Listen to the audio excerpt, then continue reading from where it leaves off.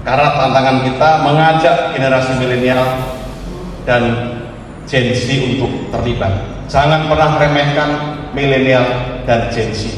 Jangan pernah underestimate mereka yang seolah-olah hanya senang yang lucu-lucu. Itu sangat merendahkan mereka. Kalau di sini kebetulan ada Intel yang hadir, tolong nanti dilaporkan pada atasannya. Satu catatan tentang pentingnya memasukkan moralitas, etika sebagai variabel dalam kita bernegara. Edian, staf sus Kemenkes tantang Intel jika mau melaporkan. Singgung pihak punya obsesi berlebihan, Capres goyang gemoy makin panas. Baliho besar, cuman gagasannya kecil. Jadi balihonya besar tapi gagasannya kecil. Nggak tertulis gagasan mereka. Sama sekali, cuma nunjukin. Bahkan kalau di Jogja itu banyak yang saya melihat kalau misal 3 capres-cawapres ini cuma berfokus pada gimmick, saya tidak mengatakan bahwa gimmick itu adalah hal yang salah. Betul. Tapi kalau berlebihan, saya rasa itu menjadi wujud eksploitasi kebodohan masyarakat. Kita sebagai anak muda adalah kami takut demokrasi di tahun 2024 ini fokus pada gimmick. Artinya Anda melihat tendensinya ke arah sana. jelas. Yang paling banyak menurut Anda siapa? Nggak masukkan jadi lebih jelas. Mungkin yang paling kelihatan ya dari paslon nomor urut 2. Halo, selamat datang di channel Redaksi Jurnal bersama JJ. Ketua Ikatan Alumni Sekolah Tinggi Filsafat Driyarkara Justinus Prastowo mengajak semua kalangan mencegah pihak tertentu yang merasa paling bisa mengantarkan Indonesia menuju kesejahteraan dan kemakmuran. Menurut mantan Amtenar yang kini menjadi jubir Menteri Keuangan Sri Mulyani itu, ada pihak yang mau bernegara tanpa memperhitungkan moral dan etika. Justinus menyatakan hal itu saat menghadiri forum lintas generasi Mari Bersuara Jujur dan Jernih di STF Driyakarya Jakarta Pusat, Senin 27 November. Pendiri Center for Indonesia Taxation Analysis atau CITA itu menyatakan saat ini merupakan awal yang tepat untuk mulai menyusun gerakan moral yang bisa menggelinding menjadi bola salju untuk mencegah keburukan lebih besar terjadi. Pria asal Gunung Kidul Yogyakarta itu menambahkan, tantangan saat ini adalah mengajak generasi milenial dan Gen Z untuk terlibat. Menurut Justinus, generasi milenial ataupun Gen Z bukanlah kalangan yang pantas diremehkan, yang seolah-olah hanya senang yang lucu-lucu, itu sangat merendahkan mereka. Menurut Justinus, justru para milenial Gen Z di STF Driyakarya yang paling bersemangat untuk ambil bagian dalam upaya itu. Justinus bahkan menyentil para intel yang datang.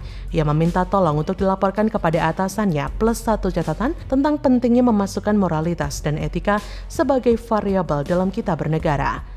Lebih lanjut, Justinus mengatakan saat ini dirinya dalam posisi membantu pemerintah. Namun, hal itu tidak menghalanginya mengkritisi praktik lancung di pemerintahan. Justinus menegaskan tidak sulit bagi pemerintah untuk bekerja dengan baik. Saat ini pun masih banyak birokrat dan pegawai yang memiliki hati nurani tulus untuk bekerja sebagai abdi negara.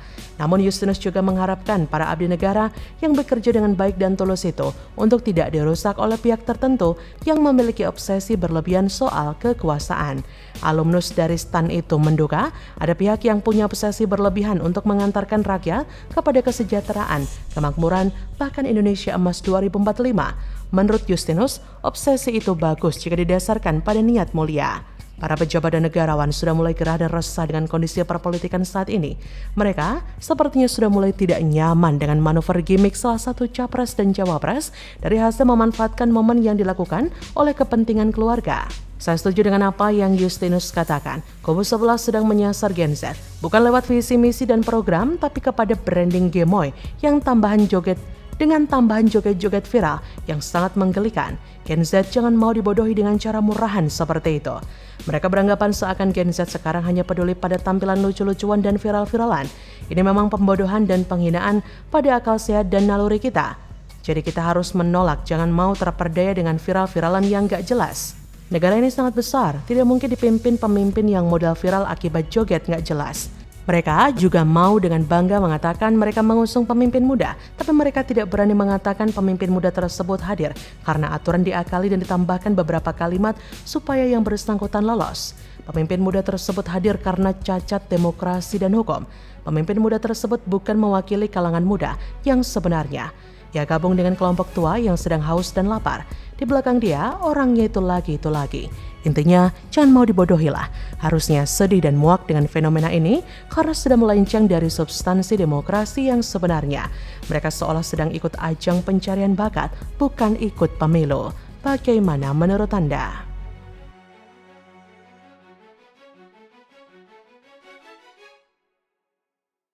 Ingatkan lagi, dalam pemilihan nanti jangan sampai ada gontok-gontokan di lapangan. Nanti akan menyesal.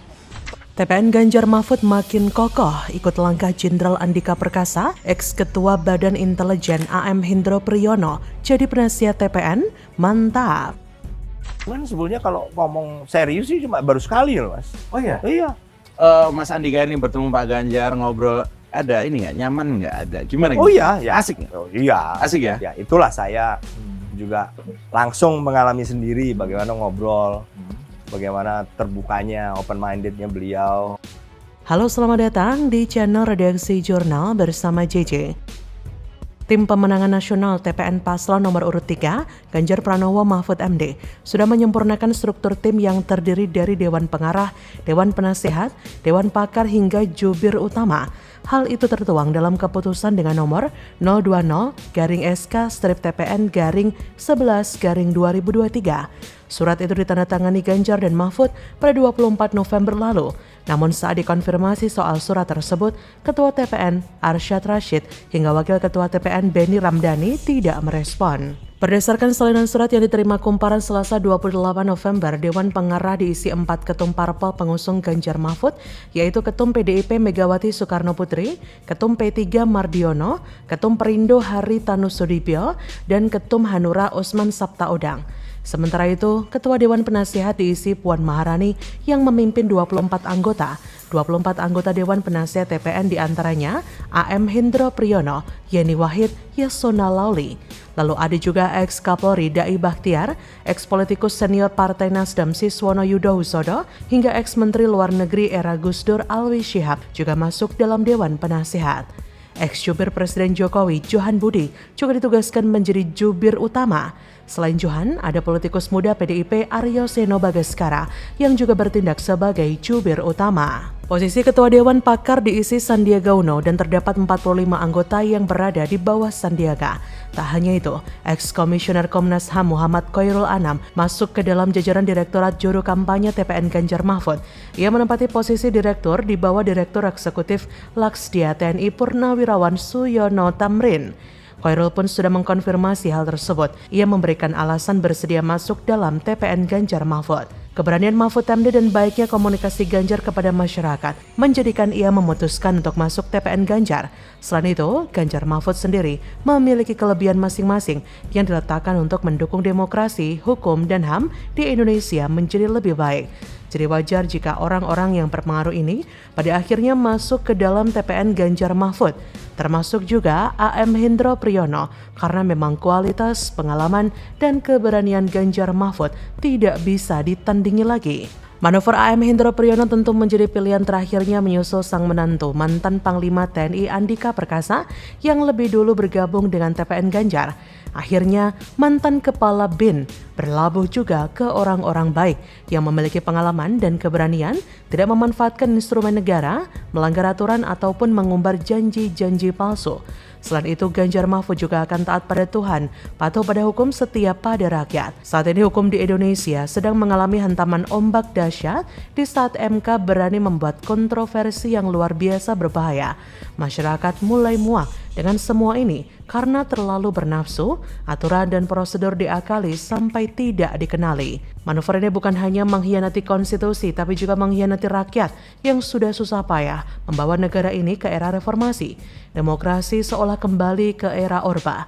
Ini bukan tentang Ganjar, bukan tentang kekuasaan, tapi tentang Indonesia di masa depan.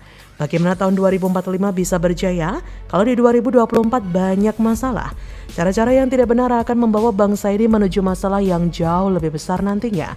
Maka wajar jika banyak tokoh besar berbondong-bondong merapat ke Ganjar Mahfud, sebab hanya kepada merekalah Indonesia akan selamat.